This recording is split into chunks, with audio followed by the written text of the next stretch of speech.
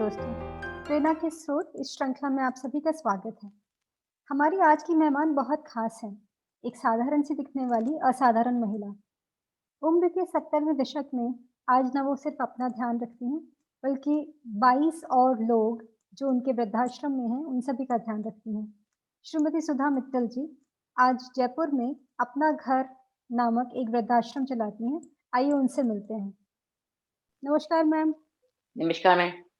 कैसे हैं आप? ठीक हूँ, बिल्कुल बढ़िया। आप बहुत-बहुत कैसे हैं? स्वागत है आपका प्रेरणा के स्रोत में। जी, धन्यवाद।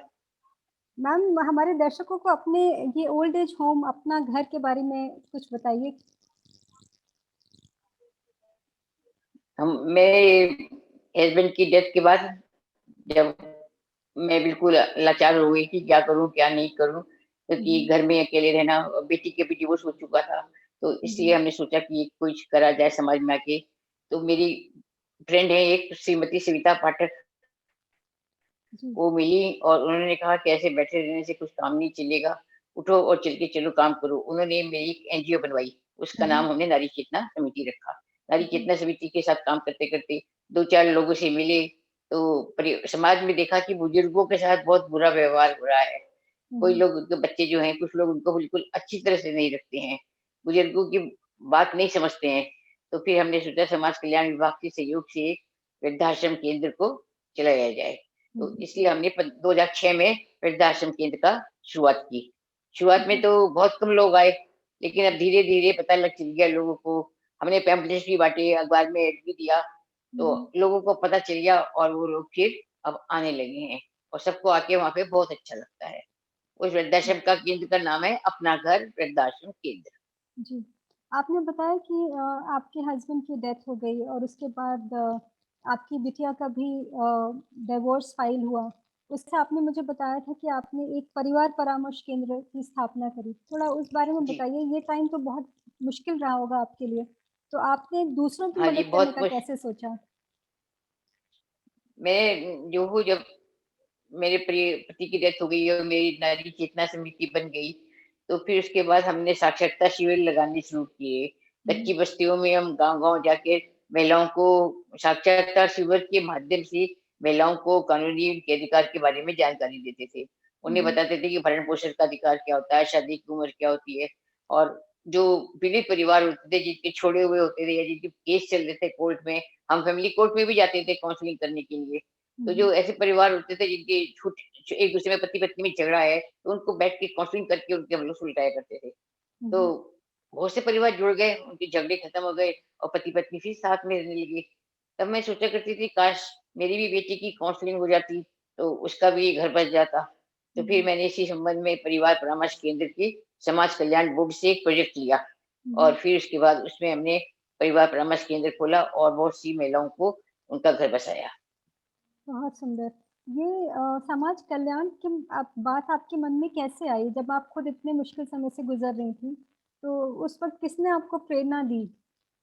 मेरी फ्रेंड बताए सविता पाठक जी आई और वो बोली कि ऐसे रोने-धोने से क्या काम चलेगा? घर में हुँ, बैठे रहने से, हर वक़्त रोते रहो उससे तो कोई खुश हो थोड़ी सकता है। वो मेरे को हाथ पकड़ के ले गई, बाहर निकाला उन्होंने घर से बाहर, क्योंकि मैं पहले एक हाउसवाइफ थी, कभी घर से हुँ, बाहर नहीं निकली थी, कुछ नहीं जानती थी कि कौन-सी जगह कहाँ है, कौन-सा ऑफ़िस कहाँ है। वो मेरी प्रेरणा स्रोत बनी।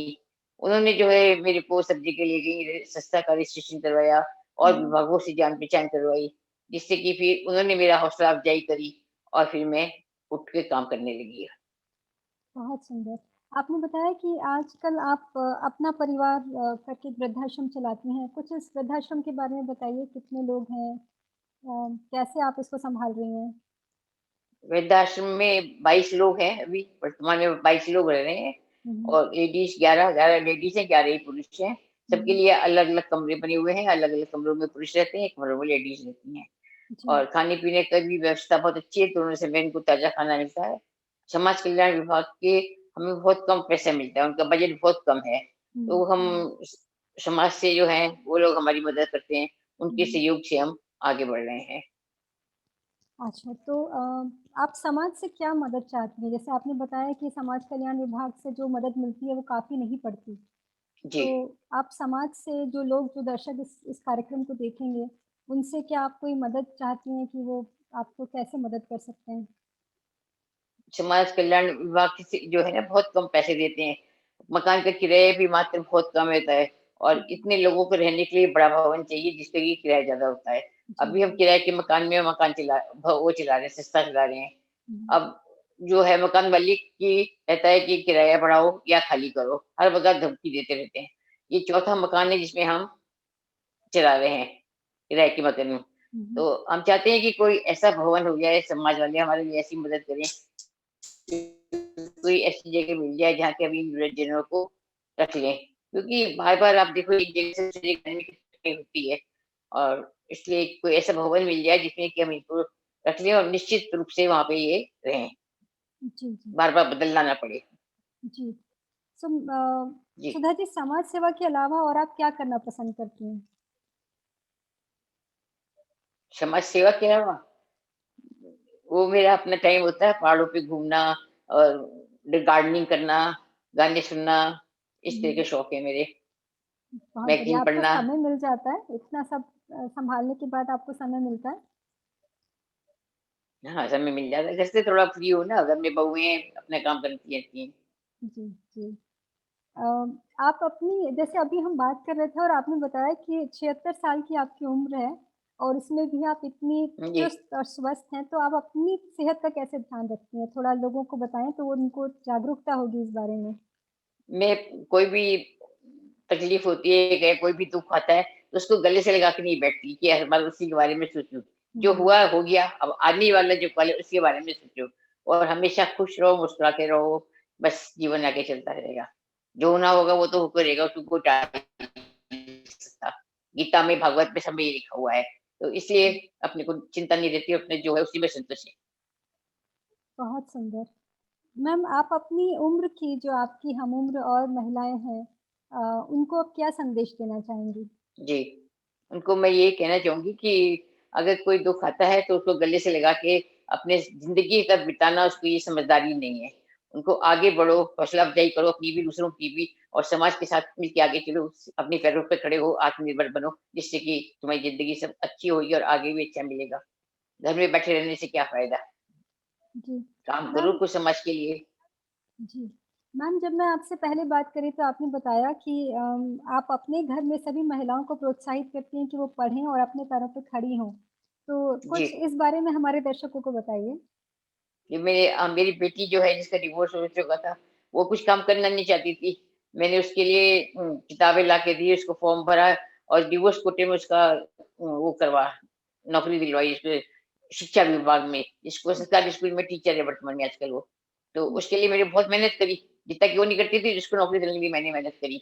हमने इसी तरह से वो बहुत से कोर्स चलाए थे बैग्स बनाने वाले, जिसमें जी, कि लेडीज़ को सिखाया, फिर उसके बाद उनके काम शुरू करवाया, उनको बाज़ार में बिक्री करना शुरू किया उन्होंने, जिससे उनके परिवार को फ़ायदा हुआ। जी, जी, जी। अपने पैरों पे खड़ी हो गई वो। जी।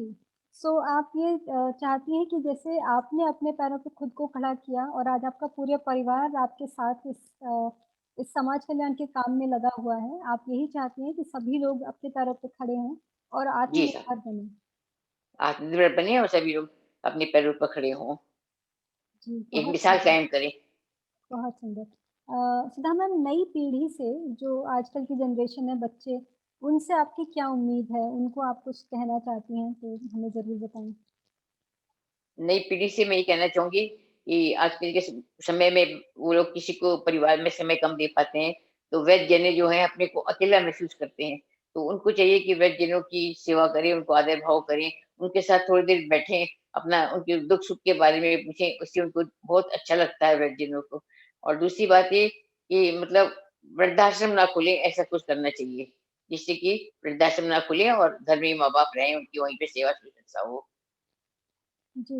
मैम क्या ऑफ़िसेज़ से जैसे कई ऑफ़िसेज़ में ऐसा होता है कि अ, बच्चे आते हैं या लोग आते हैं वृद्धाश्रम में उनकी सेवा करने के लिए।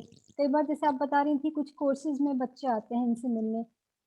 आजकल जो है एक ये कोर्स कर दिया गया है कंपल्सरी बच्चों को शिक्षा के साथ कि वृद्धाश्रम में जाओ और वहाँ पे जो बुजुर्ग रहते हैं, उनके साथ बातचीत करो, उनके दुःख-तकलीफ के बारे में पूछो, उनके चरण दबाओ, ये इसमें सब करने का लोग ब आते हैं बच्चे वहाँ पे। और उनके हुँ, साथ बैठ के वृद्धजनों के साथ बैठ के अपना समय पास करते हैं, ताश खेलते हैं, कैरम खेलते हैं और सेवा करते हैं उनकी। जी। जैसे पिछली बार आपसे बात हुई तो आपने बताया कि इस वृद्धाश्रम में एक पूरा रूटीन आप लोग फ़ॉलो करते हैं सुबह से शाम तक और तीज त्योहार होते हैं तो वो भी मनाए जाते हैं। कुछ उस बारे में हमारे दर्शकों को जी। बताइए प्लीज़? वृद्धाश्रम जो है एक घर परिवार की तरह से रहते हैं वहाँ पे सब लोग। कोई भी जी, तीज त्योहार आता है, हलवा बनता है, पूड़ी बनती है और होली का त्योहार है तो रंग से गुलाल से खेलते हैं। पहले दिन ही पक्का खाना बना लिया जाता है, फिर हलवा पूरी वगैरह सब बनती है। कोई भी त्योहार आता है, खीर बनती है, कभी हलवा बनता है और सब लोग आपस में मिल बैठ के राखी है तो राखी पे एक-दूसरे को राखी बाँधते हैं। इस तरह से समय पास करते हैं सब। जी। तो हम जाने से पहले क्या आप कोई एक अपील करना चाहेंगी दर्शकों से? अगर आप अपने वृद्धाश्रम के लिए कुछ कहना चाहती हैं या दर्शकों से और कुछ आप बताना चाहें तो ज़रूर बताएँ? मैं दर्शकों से मतलब यही कहना चाहती हूँ कि सब लोग अपने-अपने घर में माँ-बाप की अपने माँ-बापों की, अपने बच्चों की सबको इस तरह से शिक्षा दें कि बच्चे जो हैं आपके वो संस्कारी बने और अपने आप लोगों के बड़े होने पर सबकी सेवा शुश्रूषा करें और वृद्धाश्रम में ना खुले वृद्धाश्रम में ना जाएँ। ये तो मेरी एक सबसे ये वाली अपील है, अपने घर में ही रहें, वहीं आदर-सम्मान पाएँ और जो हमारे वृद्धाश्रम के लिए कर सकते हैं, वो करें। बहुत बढ़िया। अपने विचार हम सबसे बाँटने के लिए बहुत-बहुत धन्यवाद मैम और मैं यही कामना करती हूँ कि ये वीडियो देखकर लोग आपसे आके जुड़ें। इस वीडियो के अंत में मैं आपका वृद्धाश्रम का जो फ़ेसबुक पेज है उसके बारे में लोगों को ज़रूर लिख के बताऊँगी और हम सबसे जुड़ने के लिए बहुत-बहुत धन्यवाद। धन्य